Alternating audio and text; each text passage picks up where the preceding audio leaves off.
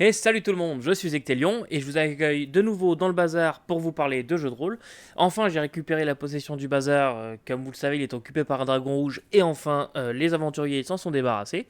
Donc, après une courte pause durant les fêtes, qui m'a semblé être une éternité, j'ai l'impression que ça fait 6 mois que j'ai pas fait de vidéo, mais c'est pas grave. Donc, c'est un peu dur de se remettre dans le bain, mais tant pis, c'est la deuxième fois que je vais enregistrer cette vidéo parce que la première était imbitable. Je comprenais même pas ce que j'ai essayé de me dire moi-même, donc laisse tomber, j'ai tout recommencé. Donc, vidéo d'aujourd'hui, on va parler de Cœur Vaillant. Cœur Vaillant, un jeu de rôle de fantasy, un jeu OSR. S'il y en a qui ne savent pas ce que ça veut dire OSR, je mettrai des liens dans la description, mais juste pour vous faire un résumé rapide. OSR, c'est Old School Revival ou Old School Renaissance. C'est revenir aux bases, enfin à l'esprit de base qui était Donjons et Dragons dans les premières éditions. Donc l'esprit, non pas les règles de base, même s'il y en a qui le font. Donc c'est tout un panel, toute une philosophie, je dirais. J'ai un chat qui me frotte les jambes, mais toute une philosophie de concepts. Je ferai une vidéo sur le SR plus tard, mais bon, vous avez des vidéos en bas, il y en a déjà qui l'expliquent mieux que moi. Je vous mets notamment une vidéo de Poulpi, Rôlistiquement Vôtre, qui fait une super vidéo sur l'OSR, et évidemment les copains du podcast anonyme. On ne change pas, une équipe qui gagne, je vous mets tout ça en description. Donc, bref, aujourd'hui, donc Cœur Vaillant, un jeu de rôle édité chez Chibi, écrit, illustré, et en fait édité, parce que c'est lui qui est derrière Chibi, par John Grumpf. John Grumpf, c'est un auteur prolifique de jeux de rôle. Vous l'avez certainement déjà vu son nom dans des campagnes si vous achetez des jeux francophones comme Bloodlust ou comme Oltré ou KOF. Il a écrit en partie, je crois, il l'a écrit entière, mais je suis pas sûr, j'ai pas vérifié. La campagne Le Tombeau d'Andromède. Donc voilà, ça c'est pour KOF. Donc lui il a aussi sa maison d'édition qui s'appelle Chibi, qui est une petite maison d'édition, et il édite entre autres Cœur Vaillant, Coureur d'Orage et tout un tas d'autres jeux que je vous présenterai peut-être à l'avenir si jamais l'occasion nous en est donnée. Voilà. Il y en a déjà un ou deux, c'est sûr, puisque je les ai là. Donc voilà, donc Cœur Vaillant, donc de la fantasy OSR. Donc ça veut dire que c'est assez ramassé, mais ça n'en est pas moins complet. Complet parce que dedans vous avez un petit setting qui vous est fourni, vous avez la création de personnages, les différentes races et tout ça. Et vous avez aussi les mécaniques évidemment, un bestiaire et tout. C'est vraiment complet pour 80 pages. Vous avez tout ce qu'il faut pour jouer et des heures d'aventure. Comme je vous l'ai dit dans ma vidéo des coups de cœur, c'est un de mes coups de cœur 2021. Donc rentrons tout de suite dans le cœur du sujet. Cœur Vaillant donc a eu une première version. En fait, à l'origine, il est sorti en anglais par un auteur-éditeur français, mais est sorti à la base en anglais et je crois que ne devait pas être transcrit en français. Et finalement, on a eu la version française. La version anglaise s'appelle Gallant and Bold et vous pouvez la trouver sur DriveThru, etc. Mais là, moi, ce que je vous présente aujourd'hui, c'est la version française. Je sais pas s'il y a eu des errata entre temps ou quoi que ce soit. J'ai vraiment jamais lu la version anglaise. Donc voilà, version française. Cœur Vaillant nous parvient dans un format MOOC couverture souple. Vraiment de bonne qualité, c'est imprimé sur Lulu, hein, je vous mettrai tous les liens et je vous expliquerai dans où on le trouve, mais ça s'achète sur Lulu pour la version imprimée, et c'est quand même de bonne qualité, je suis assez surpris. C'était un des premiers livres, c'est pas le dernier malheureusement, mais c'était un des premiers livres que j'achetais sur Lulu, et franchement, je trouve que ça fait le job, c'est vraiment pas très cher et c'est de bonne qualité. Je l'ai ouvert un nombre incalculable de fois et ça ne se décolle pas, donc ça c'est très très bien. Et voilà, il n'y a pas grand chose de plus à en dire. Une couverture mate, je sais qu'il existe une version avec une couverture brillante, c'est les premières d'avant, avec, vous savez, quand le livre est agrafé là, là c'est vraiment collé, et je sais qu'il y a une version avec le livre agrafé, mais celle-là vous la trouverez plus normalement, je pense. Là c'est vraiment mat et c'est assez cool. Moi le seul truc que j'ai, c'est le petit film qui fait l'effet mat, il a l'air de se décoller un petit peu, mais c'est vraiment le seul truc et c'est vraiment rien, et je pense que ça va tenir. Mais je l'ai vraiment feuilleté beaucoup, j'ai joué avec et tout, donc je vous disais un petit peu plus tôt, Cœur Vaillant ça vient avec un setting.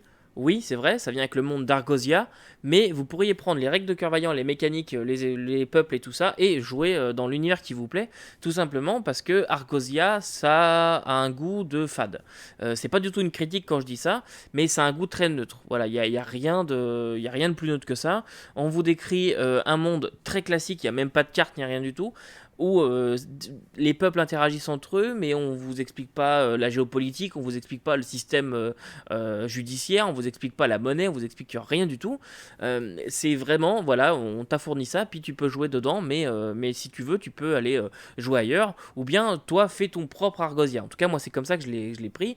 Je pourrais prendre Argosia, me faire ma propre map, me faire mes propres peuples, enfin, peuples, oui, aussi, on en parlera plus tard de ça, mais mes peuples, mes propres régions, et après venir mettre ce que je veux dedans. Donc si par exemple j'ai envie de jouer dans la Elite sortie chez Black Book récemment, ou dans les Cassius Belli d'avant, eh bien je pourrais aller prendre la Elite et venir le mettre dans mon Argosia. Si j'ai envie de mettre Ptolus, et bah hop, je vais prendre de Ptolus, ou si j'ai envie de mettre n'importe quoi, je pourrais le mettre dedans, puisqu'il n'y a rien qui m'en empêche, étant donné que c'est neutre. Voilà. C'est neutre aussi dans sa proposition ludique, on va dire, puisque ce n'est pas un monde qui est gritty ou très high fantasy, c'est vraiment vous qui mettez les curseurs où vous voulez.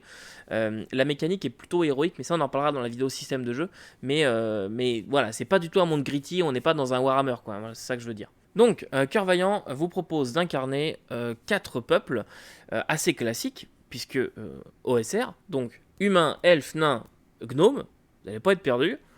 Et ensuite, 4 classes des plus classiques aussi. Donc guerrier, magicien, clerc et voleur. Là c'est pareil, il n'y a pas plus classique que ça. C'est fait exprès, c'est un jeu OSR, donc on revient à l'origine. Et encore, pas tout à fait, puisque dans les premières éditions de Donjons & Dragons, quand vous jouez un elfe, ça définissait votre classe et votre race, c'était un elfe. Quand vous jouez un nain, c'était une classe aussi. Et si vous vouliez jouer un magicien, en fait, vous alliez jouer un humain magicien. Vous ne pouviez pas jouer à l'origine un elfe magicien. C'était un elfe, de base, il maîtrisait la magie. Voilà, bref, ça c'est d'autres choses aussi. Vous pouvez retrouver ça dans Old School Essential, par exemple, qui est un autre jeu OSR qui reprend vraiment les règles d'origine Donge. Donc là, déjà, on a déjà une première bifurcation. Vous allez voir, c'est pas la seule. Donc votre personnage se définit vraiment très très rapidement. Au début on peut croire, moi je l'ai cru en tout cas, que tous les personnages vont se ressembler. Si je crée 3 voleurs d'affilée, ils vont se ressembler. Ça va être vrai, je pense, les premiers niveaux. Et ensuite, ça va bifurquer avec les talents. On reviendra là-dessus un peu plus tard, et surtout dans la vidéo système de jeu. Mais c'est vrai qu'au début, bon bah voilà, on crée un personnage. Si je crée 3 magiciens, ils vont maîtriser les mêmes sorts et ils vont, mis à part les stats, ils vont être quasiment identiques. Après, ça vient avec le fluff et tout que vous mettez autour, l'historique de votre personnage. Ça change pas comme dans n'importe quel jeu.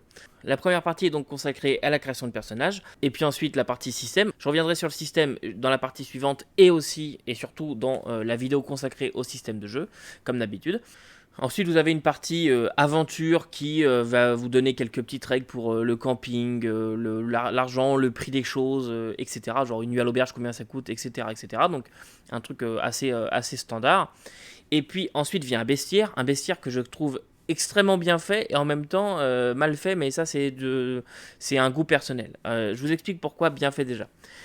C'est super bien fait parce que au lieu de mettre des créatures pour mettre des créatures et d'avoir un bestiaire infini avec quasiment la même créature et par exemple kobold, chef des kobolds, chaman kobold, guerrier kobold avancé et guerrier supérieur kobold, donc ça ferait 5 entrées, et bien là il a mis kobold, voilà, ça c'est une entrée, et puis là tu as les caractéristiques de base du kobold, et puis après tu as ses variations. Je vous mets l'image en même temps à côté. Donc vous avez le kobold et ensuite vous avez les variations. Alors je sais plus, j'ai plus les noms en tête, mais par exemple chaman, etc., etc. Ce sont des variations du kobold. Et donc ce sont des créatures différentes. Encore une fois, vous pouvez après choisir celle que vous voulez. Et c'est vrai pour presque toutes les créatures, sauf par exemple les grands dragons qui ont là, il y a grand dragon et puis il n'y a pas de grand dragon des plaines, grand dragon de la mer ou je sais pas quoi. Non, c'est grand dragon puis c'est tout. C'est vrai pour beaucoup de créatures dedans, il y en a plus ou moins, je crois qu'au maximum ça va jusqu'à 5 variations par créature, ce que je trouve déjà bien suffisant, et ça permet pendant vos parties et vos campagnes, si jamais vous voulez faire des campagnes avec, de venir mettre à niveau on va dire la créature en proposant toujours le même kobold, sauf que c'est plus le guerrier de base, maintenant on est niveau 5 et donc c'est le guerrier supérieur machin.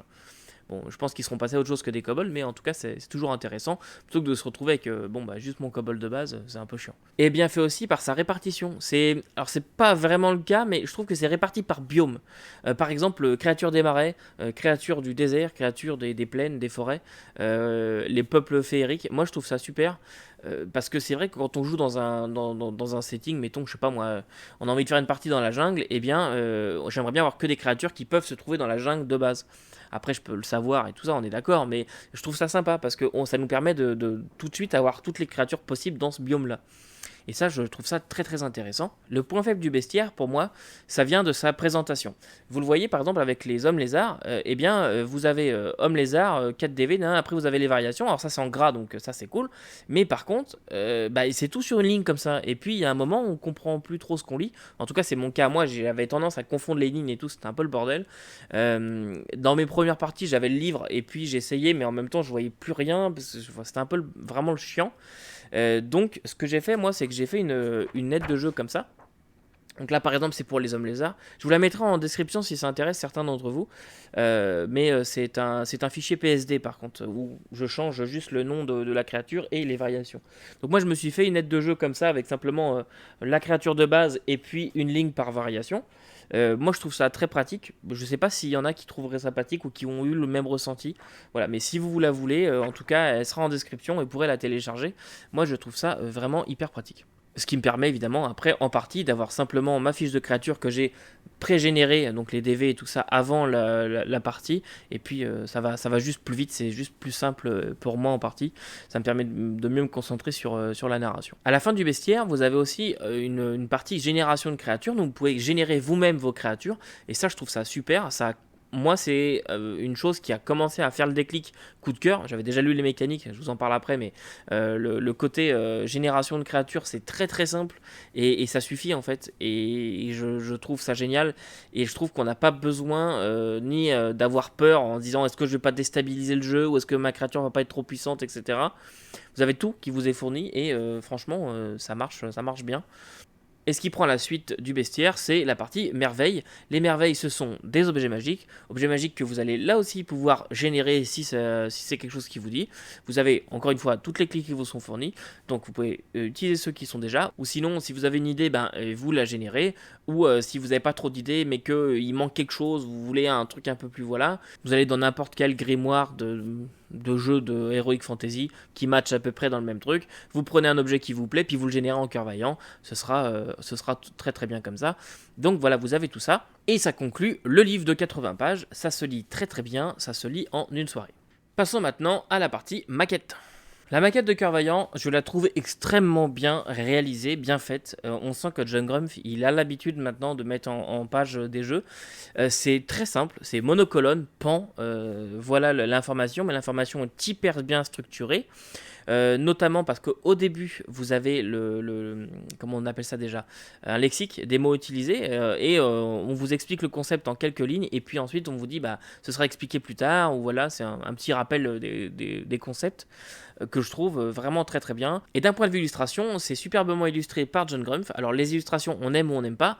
Moi, à la base, j'étais pas fan des illustrations de John Grumpf. Pour moi, c'était ouais, ok, il s'est dessiné. Voilà, c'est quelqu'un qui fait dessiner, mais je me lèverai pas la nuit pour aller en regarder.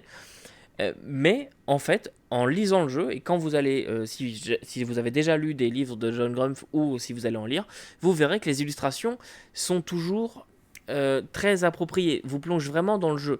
Le concept qu'on explique est illustré en quelque sorte.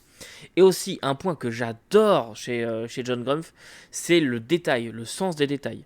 Si vous regardez l'illustration, vous pourrez passer des nuits entières à regarder l'illustration, vous verrez toujours un petit point que vous n'aviez pas vu avant. Ça se ressent d'autant plus dans les illustrations de paysages, où je trouve que là, c'est vraiment là où il excelle.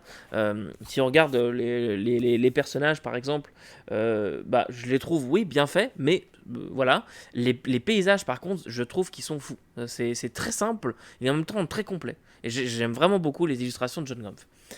Mais bon, ça, encore une fois, les illustrations, c'est une question de goût.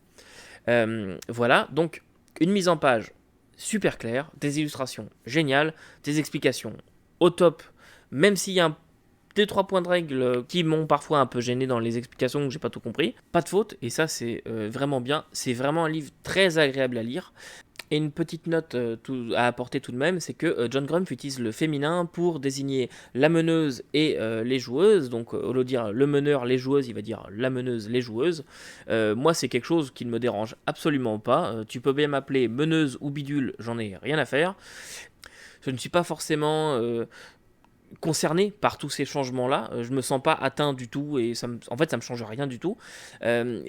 Moi, si vous voulez mon avis là-dessus, je comprends pas trop ce que ça va changer. Si ça en aide certains, je suis pour. Si ça peut apporter du changement et inclure plus de femmes à table et tout ça, je suis pour. Je comprends juste pas en quoi changer les termes va changer quelque chose. Ça, c'est mon avis. Hein. Vous avez le droit d'être d'accord ou en désaccord. Mais par contre, les gens qui refuseraient de jouer au jeu ou quoi que ce soit, ou de le lire parce que c'est écrit meneuse ou joueuse, en ce moment je sais que ça fait pas mal débat, franchement on s'en fout. On s'en branle total, non? Je veux dire, c'est pas parce qu'on va t'appeler meneuse ou joueuse et que tu es un homme que tes parties génitales vont disparaître d'un coup. Enfin, je veux dire, on s'en fout. Est-ce que je trouve ça utile? Pas forcément, mais après, il faut pas oublier que je suis un homme blanc, hétérosexuel, donc moi je me sens pas forcément concerné par tout ça parce que ça ne m'a jamais impacté moi. Par contre, si ça peut en aider certains, je suis tout à fait pour. Et voilà, j'en ai marre de ce débat puéril de « Ah mon Dieu, il a dit joueuse et meneuse », on s'en branle total. Voilà, ça c'est dit. Maintenant qu'on a fait le tour un petit peu de ce que je pensais de la maquette et meneuse-joueuse, passons maintenant à un survol rapide du système de jeu. Le système de Cœur Vaillant, voilà, là on arrive à ma partie vraiment coup de cœur. Et pourquoi j'adore ce jeu et j'ai adoré à la lecture et en partie, parce que Cœur Vaillant, il prend tout son sel, tout ce qui fait de bien quand on aborde le système. Oh, un chat, bonjour. Je vous en ai parlé un petit peu dans ma vidéo bilan les coups de cœur 2021.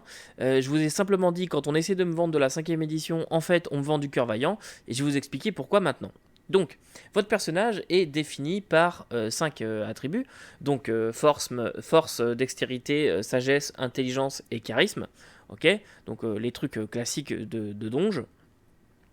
Mais là où il prend complètement une autre direction, c'est par deux choses. Tout d'abord, vos caractéristiques ne vont pas vous donner un modificateur. Donc, si on prend l'exemple de la 5ème édition, vous allez avoir votre, je sais pas moi, force à 17 qui va vous donner plus 3 en modificateur. Donc, quand vous allez jeter votre D20, vous allez ajouter plus 3 à votre résultat de D, ce qui marche tout à fait. Mais j'ai jamais compris pourquoi est-ce qu'on conservait ces saloperies de modificateurs. Et bien là, ça y est, John Grumpf a répondu à la question. Maintenant, tes caractéristiques, tu vas les jeter et il faut faire le moins possible. Donc, un mage avec intelligence à 3, c'est un super mage, tout simplement parce qu'il faut dépasser ce score-là. Donc, au lieu de faire, je sais pas moi, 17 sur mon dé, plus 3 de modificateur contre une difficulté, et bien là, il faut simplement jeter ton dé et battre le score de ta caractéristique. Donc si par exemple tu essaies de pousser un gros rocher, tu jettes ton D20, et si tu as force à, je sais pas moi, 10, eh bien il faut faire plus de 10. Terminé, fin de l'histoire, finito, voilà. Waouh, il aura fallu du temps. Donc moi je trouve ça hyper facilitant, ça n'incombre pas la feuille de personnage que je vous mets là d'ailleurs à côté. C'est con, hein, mais pour moi c'est vraiment un game changer. Et la deuxième point que je trouve vraiment bien, ce sont les compétences. Il n'y en a pas. Voilà, fini de dire, fais-moi un jet de perception. Attends, comment ça s'appelle dans le jeu? Ok, c'est perception. Ah non, c'est pas perception, c'est percevoir. Ah merde, fais chier. Donc non, c'est fini. Plus de saloperie de compétences dans un jeu à D20. J'aime bien les jeux à D100 avec des compétences, mais là au moins je les apprends par cœur. Dans le D20, je m'en mêle toujours. Furtivité, discrétion, bon, ça m'emmerde. Voilà. Donc là, il n'y a pas de compétences. Vous allez avoir des métiers. Par exemple, j'ai le métier érudit. Ce que ça fait, c'est que ça va vous apporter un bonus sur votre jet de dés. Si ça concerne le métier en question. Mise en situation concrète. Le joueur veut chercher un livre dans une bibliothèque. Le MJ va donc lui dire « Ok, fais-moi un jet de sagesse ».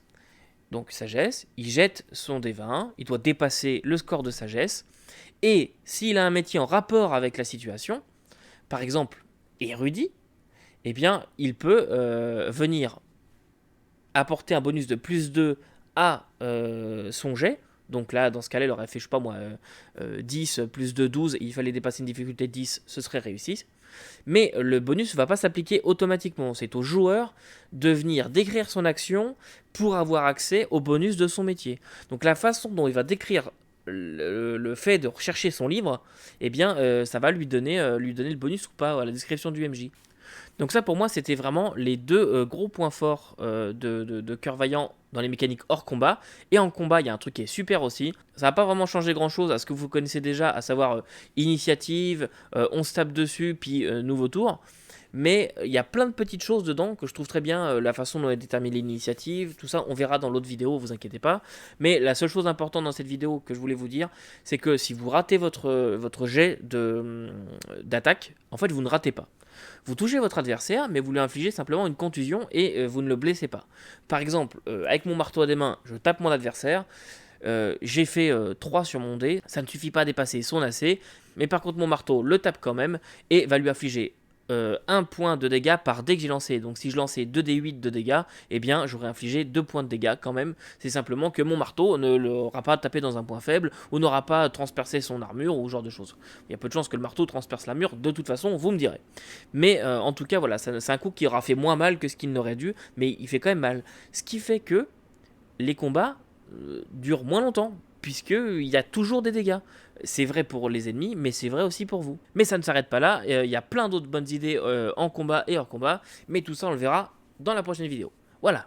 Maintenant qu'on a fait un tour rapide du système de jeu et que vous ayez peut-être saisi l'essence de pourquoi j'aime ce jeu d'amour, eh bien on passe à la partie qui qu'en parle. Alors, qui qu'en parle de Cœur Vaillant? Eh bien, tout d'abord, vous avez une petite chaîne YouTube au Bazar d'Ectélion, quelque chose comme ça, qui en a fait un actual play, si jamais vous voulez aller voir ça.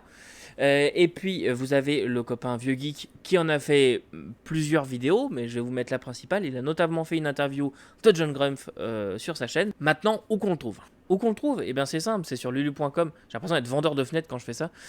Sur lulu.com, la version imprimée, comme j'ai, vous en coûtera 18,54$ plus taxes plus frais de port. Et la version e-book, elle, c'est 8,68$ plus taxes. Passons à la conclusion.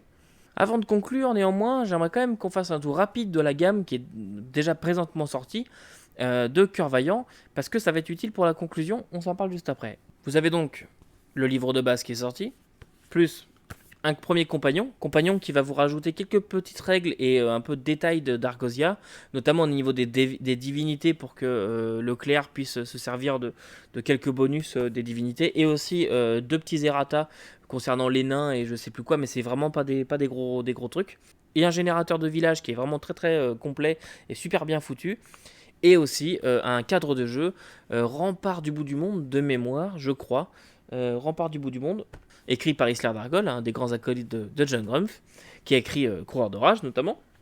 Et ensuite vous avez un compagnon 2, qui lui va vous rajouter quelques races en plus. Vous avez le Gobelin des Villes, le Ibourse Grand-Duc, le Ticube gélatineux et le jeune Tertréran, qui sont des races un petit peu plus fantasques, un petit peu plus drôles à jouer. Genre le Ticube gélatineux, les plaques d'armure, il les intègre directement dans sa gelée, bref.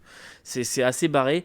Un côté un petit peu plus loufoque, pour des parties un peu moins sérieuses, dirons-nous. Et encore, il y a moyen, genre le Ibourse Grand-Duc et le Gobelin des Villes, bah, ça peut être quelque chose de très sérieux. C'est vrai que le Ticube et le jeune Tertréran, bon, c'est un côté un petit peu plus rigolo. Mais le reste du livre, après, c'est des nouveaux sorts, des nouvelles petites mécaniques, si vous voulez, des générateurs aussi. Il n'y a rien de mauvais dedans, c'est tout très bon. Des générateurs de factions aussi, et un générateur d'aventure, que je trouve très très bien. Donc Compagnon 2. Ensuite vous avez Aventure, donc un recueil de scénarios pour Cœur Vaillant, qui sont très très bien d'ailleurs. Je n'ai pas encore fait jouer dedans, je m'en suis inspiré pour un, mais j'ai pas encore fait jouer dedans. Et ensuite dans les derniers livres imprimés, vous avez une campagne complète, Ogre de Gel, qui est géniale. Je vais normalement bientôt la faire jouer à la maison. Je la trouve vraiment géniale, c'est top. J'ai voilà, rien d'autre à dire. Ogre de Gel, c'est top. À noter que moi j'ai eu un petit défaut d'impression sur ma copie. Je sais pas si vous le voyez à la caméra, mais ici le noir est moins noir que là. Voilà, il y a eu un petit décalage du truc. Et c'est tout. Et sinon, la qualité de Lulu, parfait, très bien, génial.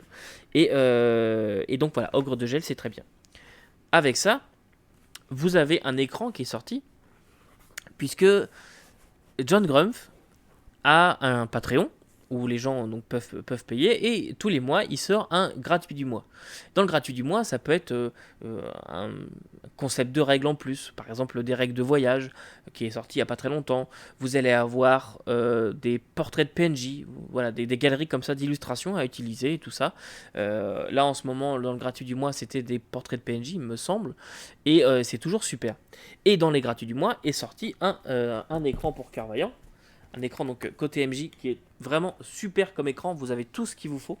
C'est vraiment très bien. Alors c'est un écran qui prend en compte les compagnons 1 et 2, donc si vous jouez pas avec, ben voilà. Et derrière, vous avez l'illustration côté joueur, une illustration qui est top. Je pense que je vais pas pouvoir vous la mettre, je vais essayer, mais je suis pas sûr de pouvoir vous la mettre. Mais elle est vraiment top. Alors moi, ma copie, hein, elle est colorisée, en train d'être colorisée, tout simplement parce que j'ai 2 gobelins à la maison, et que 2 gobelines plutôt, et que mes gobelines, elles veulent absolument colorier l'illustration à papa, et donc elles sont en train, et elles la trouvent géniale. Donc c'est en train d'être colorisé par mes filles, ce qui fait que j'ai des personnages avec des couleurs un peu loufoques et des fleurs loufoques, et un bout d'arbre qui n'a pas la même couleur que le reste, mais à part ça, très bien. Voilà pour ce qui est sorti dans la gamme Cœur Vaillant, mais vous avez aussi un autre jeu qui est sorti récemment, qui s'appelle Intrépide. Intrépide, ça reprend les mécaniques de Cœur Vaillant, mais pour faire du space opéra. Donc vous voulez faire du Star Wars ou des choses comme ça, eh bien, vous pouvez utiliser Intrépide, qui est plus gros que Cœur Vaillant, hein, lui il fait quand même 130 pages, et c'est très bien aussi. Voilà. J'ai pas encore fait jouer celui-là, donc on en reparlera quand ce sera l'heure, mais je l'ai pas encore fait jouer. Je l'ai commencé à le lire. Voilà pour ce qui existe autour de Cœur Vaillant pour l'instant. C'est une gamme qui est toujours vivante, et c'est une gamme qui continue de vivre et qui a quand même un bon succès, je trouve. Donc c'est très cool, je suis très content pour John Grumpf, je suis très content pour ce jeu, et je suis content de l'avoir. Donc maintenant, la partie conclusion. Donc, moi vous l'aurez compris, j'adore Cœur Vaillant. J'adore Cœur Vaillant, je trouve ça génial, j'ai rien de mauvais à dire.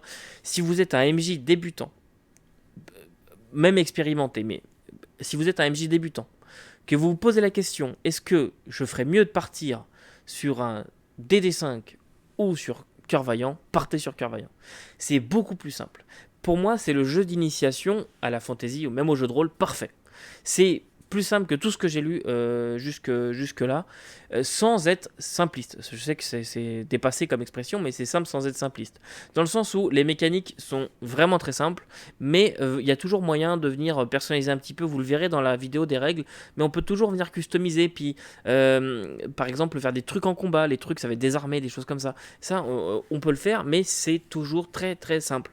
Donc je trouve ça génial. Ce fait qu'avec des débutants, vous partez au début sur une petite partie d'initiation que vous prenez dans, je sais pas moi, le recueil aventure, hein, à tout hasard, hein, vous prenez un scénario là-dedans, niveau 1, boum, vous les faites jouer, et ensuite, quand ils sont habitués, vous faites Ogre de Gel, à la fin, vous avez des rôlistes aguerris, parce que ça prend quand même du temps, Ogre de Gel, je pense, je ne l'ai pas encore fait jouer comme campagne, c'est prévu, mais manque de temps, hein, on est tous assujettis à cette saloperie-là, le temps. Et pour vous donner un exemple concret, moi, ma petite fille, je joue à Cœur Vaillant avec elle, elle a 8 ans, et je joue à Cœur Vaillant avec elle et sa mère à la maison. Elle adore, elle arrête pas de m'en réclamer. Même, voilà, il faudrait qu'on joue 2 fois plus de temps. On fait des parties de 2 heures environ avec elle, et ça se passe super bien, elle comprend tout, et c'est vraiment génial. C'est même assez effrayant des fois la façon dont elle comprend tout, et puis la façon dont elle décrit les choses, mais c'est très très cool. Et puis, à mon travail, on m'a demandé des parties d'initiation de jeux de rôle, parce que les gens veulent découvrir cet univers-là, et comme je sais que ce ne sont pas des geeks, des rôlistes ou des choses comme ça, eh bien, je vais leur faire des parties en Cœur Vaillant pour commencer, et je suis certain que tout va très bien se passer. Voilà, j'en ai déjà fait avec d'autres personnes, et ça se passe extrêmement bien. Il y a beaucoup moins d'hésitation sur les règles, beaucoup moins de questions, c'est tout très simple, et même pour vous, si vous êtes un maître du jeu débutant, c'est parfait. Voilà, Cœur Vaillant, c'est vraiment génial. Mais, parce qu'il y a toujours un mais, un petit point un peu chiant. Il y en a, allez, 2 petits points. Il y en a un qui est pas vraiment du ressort de John Grumpf, c'est pas sa faute. Quand on achète un livre en impression à la demande, eh bien, l'avantage qu'on pourrait avoir, mais qu'on n'a pas, c'est que le livre soit toujours à jour. Okay, j'entends par là que quand j'achète Cœur Vaillant 1, je m'attends pas à avoir des errata dans le compagnon, parce que bêtement, on se dit, ben, l'auteur il met à jour le livre de base, et puis les futures impressions incluront les errata. Oui, mais non, parce que lulu.com c'est un peu de la merde là-dessus, que ça ne permet pas à l'auteur de mettre à jour son PDF. Et donc, on se retrouve avec des errata dans le compagnon 1, ce que je trouve un petit peu dommage, mais bon, tant pis, c'est comme ça. Mais ça, c'est pas de la faute de John Gruff ni de Chibi. Le deuxième petit point, et c'est un point qu'on va appliquer à toutes les Chibi en général, c'est que c'est le bordel.